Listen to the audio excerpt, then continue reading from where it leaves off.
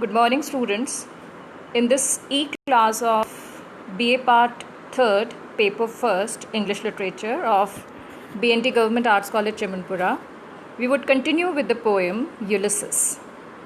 Ulysses by Alfred Tennyson is the first poem prescribed in your syllabus. And just to remind you of, this poem was first published in 1842. Ulysses is a dramatic monologue, and it is based on classical legends, and it is spoken by Ulysses, who is now an old man. But still, Ulysses' love for adventure, his love for learning, because of that, he craves for life piled on life. Ulysses is active and ready to do some work which gives him a new kind of knowledge, a new kind of learning, a new kind of nobility. So we had done in the earlier classes line 1 to 32. In this class we are going to continue with line 33 to 50. Line 33 begins, "This is my son, mine own Telemachus, to whom I leave the sceptre and the isle, well loved of me, discerning to fulfill this labor by slow prudence, to make mild a rugged people, and through soft degrees subdue them to the useful and the good."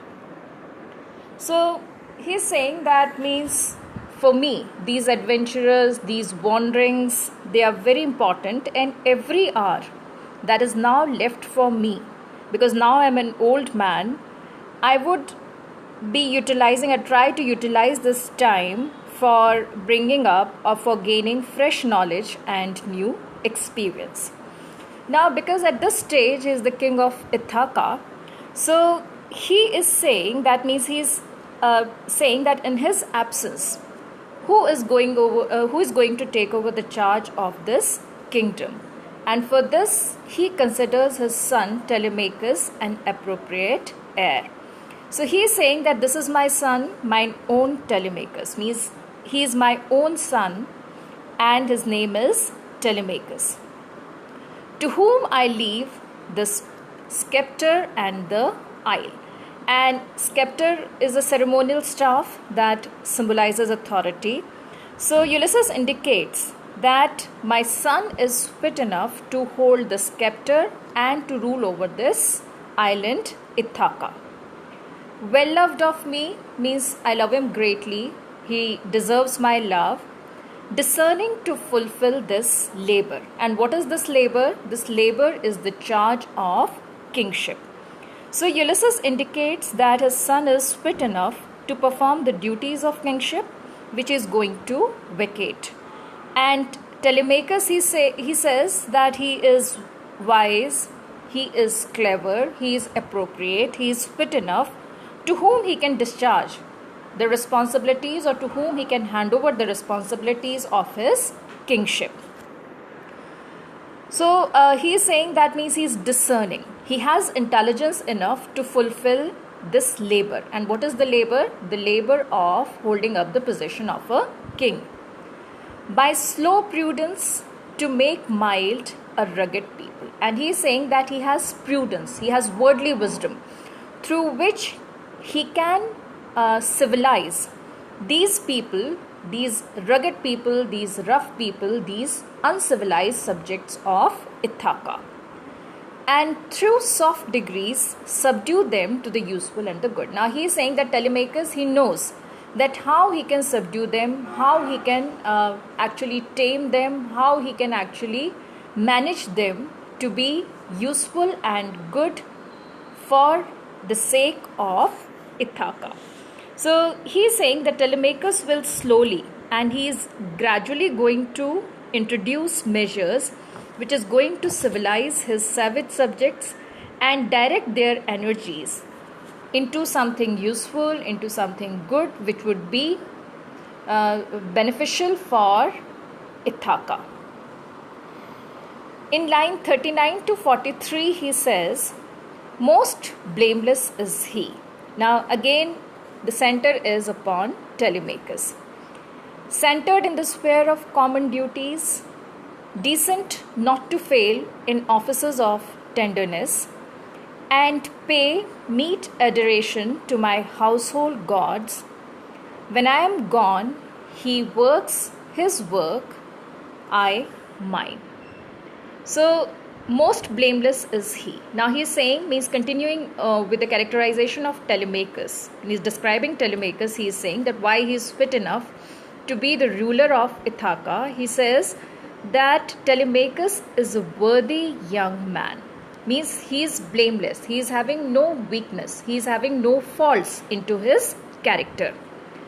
And he centered in the sphere of common duties. Means as far as common duties of a king is concerned, he is very much focused upon it.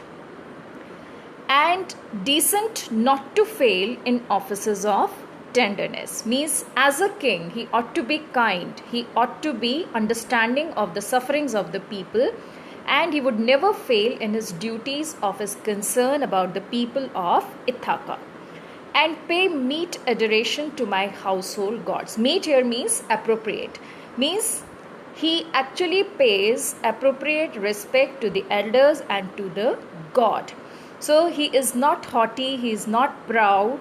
He knows his duties as a king. Means as a king, he would perform his duties in taking care of his subjects. And he would be paying due respect to the elders and to the gods when I am gone, in my absence. Now, when I am gone also means that when I am no more into this world, and when I am gone again means that when I undertake again to my adventurous journeys, to my wanderings. So, in my absence, Telemachus is the fit and the rightful heir to the throne of Ithaca. He works his work, I mine. So, Ulysses in these lines says that means what is the fittest work for Telemachus? That he is appropriate enough to be the king of Ithaca. And he is saying that means I am an appropriate person, not for kingship, but for undertaking all these journeys and gaining new knowledge and new learnings, new experiences. So journey is something, wandering is something that suits my character. And holding an administrative position of a king suits my son's character. In line 44 to 50, he says, there lies the port. The vessel puffs her sail. There gloom the dark, broad seas. My mariners' souls that have toiled and wrought and thought with me, that ever with a frolic welcome took the thunder and the sunshine, and opposed free hearts, free foreheads, you and I are old. Old age hath yet his honor and his toil. So again, what is attractive to him is the port. These journeys are very important to him. So he is saying that means I am not attracted to this comfortable position of kingship. For me, the main attraction, the main focus is to the port, where the vessel puffs her sail, where the ship is ready enough to sail. And there gloom the dark, broad seas. And he is saying that means there, what is actually attracting me is the darkness of the broad seas. Now, darkness here means the unexplored broad seas, which would take me to new places, which would actually help me in gaining new knowledge, new learning, meeting new people, new culture. So, my mariners' souls that have toiled and wrought and thought with me. And who is waiting for me? My fellow mariners, who had accompanied me in these arduous journeys all through.